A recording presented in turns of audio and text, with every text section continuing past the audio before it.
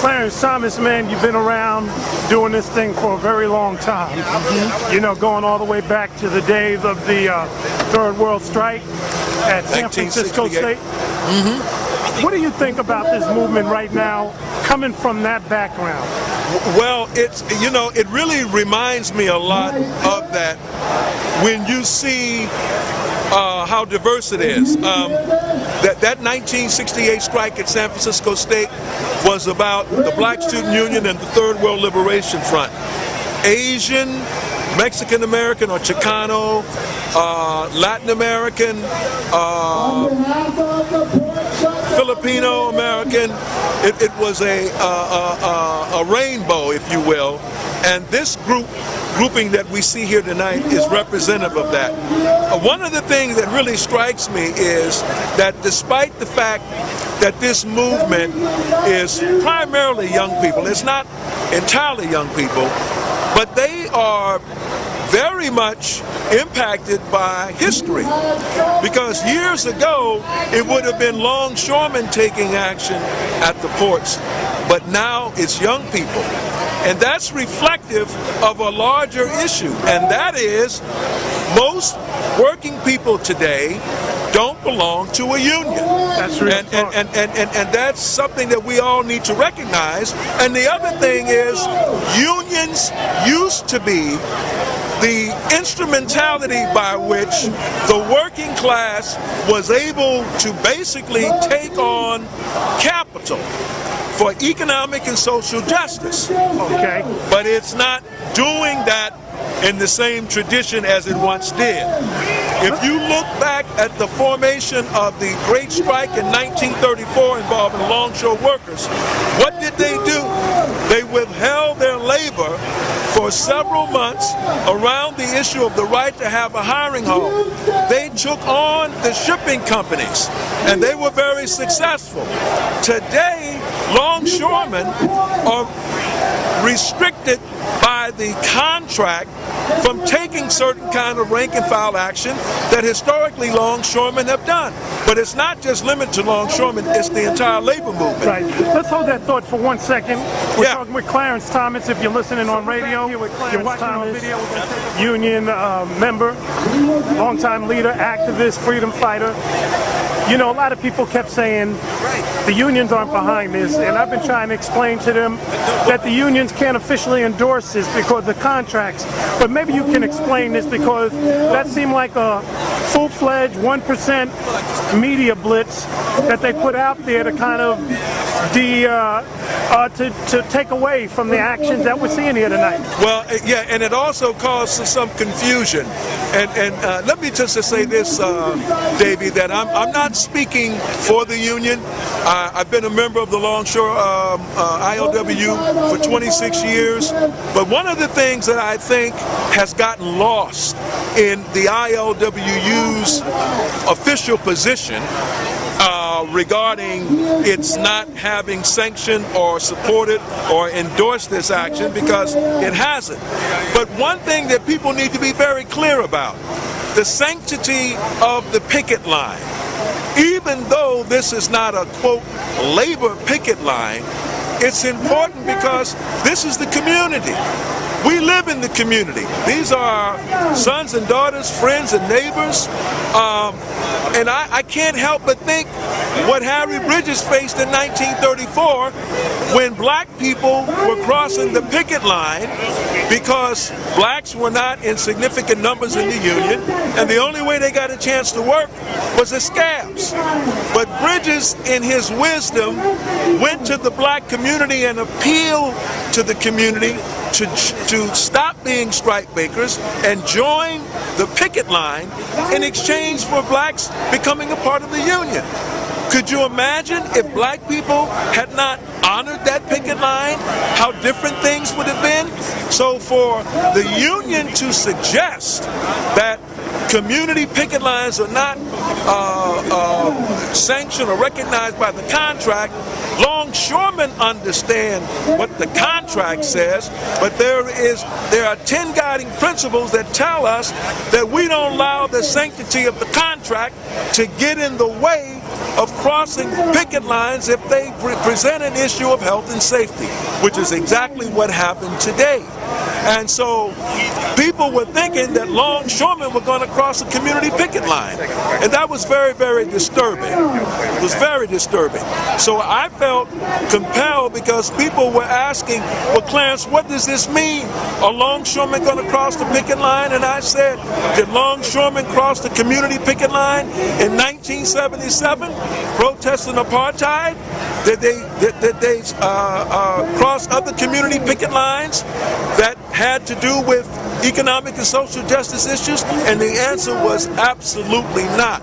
So why should this be any different? We need to be very clear about one thing. The ILWU holds a particular level of respect for all working people because it is a union that understands that discrimination is a tool of the bosses. It understands that the cornerstone for prosperity for all workers is a peaceful world where workers can come together and elect people to represent them, to have a voice in the workplace. Let me ask you this, and I'm glad you clarified that for us. We live in a city, Oakland, that has 30% unemployment, right next door in West Oakland. Yes. Right above that, right on the other side of that bridge. We have similar figures in East Oakland. Yes. And just in the city in general, it's 17%. Yes. People are going, well, why should you shut down the ports? When you have that high of unemployment rate, the question becomes, are those ports, and those companies employing the people that are unemployed? Well, that's a very appropriate question. You know, today when you watch the news, there was a deliberate effort to show how truckers were disgruntled because they were losing money today. The same two truckers that they kept showing over and over. But let me just say this. Why weren't they interviewing Walmart? Why weren't they interviewing Target, some of the customers of the shippers, to get their reaction to this action? Because the reality of it is this. This is not about the Occupy movement stopping truckers. This is about stopping commerce. And so the reality of the situation is this. If you want to challenge capital, it's going to be inconvenient for workers. Ideally, workers should have been involved with this. And it didn't have to be just longshore workers. It could have been all other workers, because the reality of the situation is this. Labor is afraid to take the kind of actions that the Occupied movement are taking, and there was a time when they were not. The sit-in movement did not start with the civil rights movement, it started with the labor movement, and people don't understand that.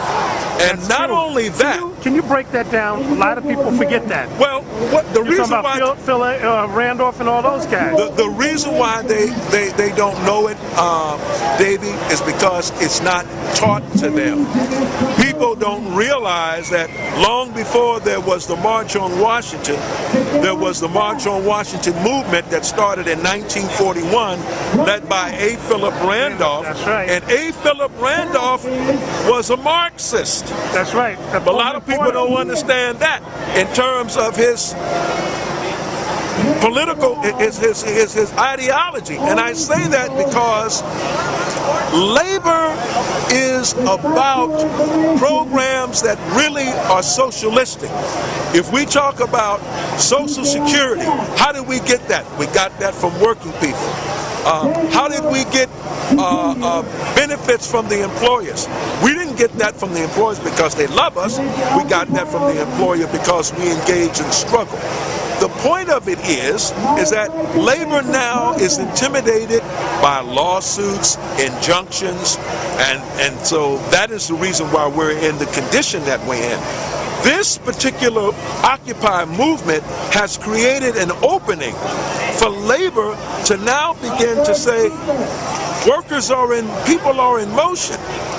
We need to capitalize on that, and that's the reason that you saw the Occupy Washington, D.C. action going on last week with I think her name is Mary Kay Henry, the president of the SEIU. She says that labor is the working people are in a state of emergency. I would agree with that wholeheartedly. I think most working class people in this country would agree with that. But what do we do about that? Democracy is more than just voting.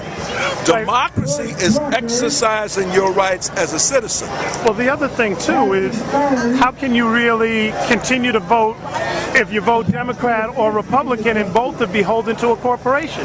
Well, and I mean, and that's what I'm seeing at this point. It's like I'm seeing harsh criticism coming from the right, and I'm seeing very harsh criticism coming from the left at this point. And to me, it seems like it's not whether you're left or right now, it's whether you're corporate owned and corporate bought versus are you free and able to build with the people.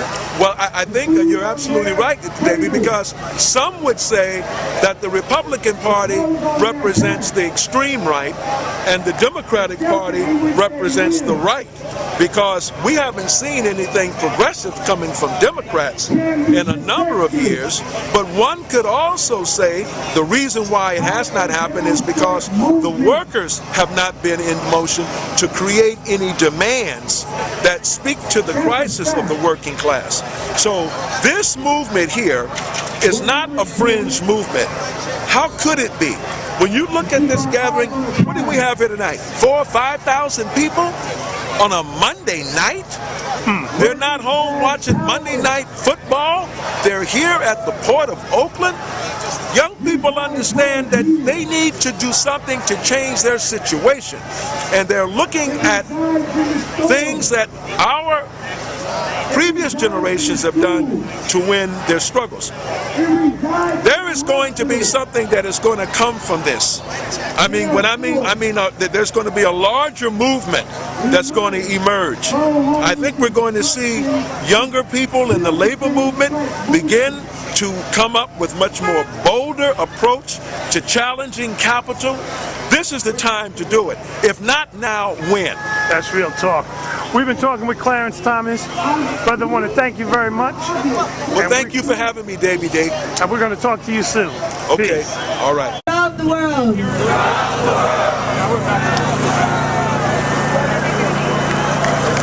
This is the rebirth. Of the labor movement. Clarence Thomas, man, you've been around doing this thing for a very long time.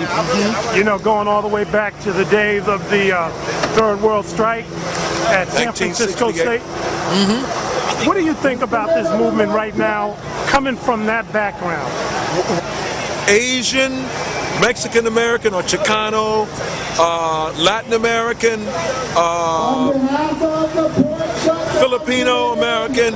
It was a rainbow. Well, it really reminds me a lot of that when you see how diverse it is. That 1968 strike at San Francisco State was about the Black Student Union and the Third World Liberation Front.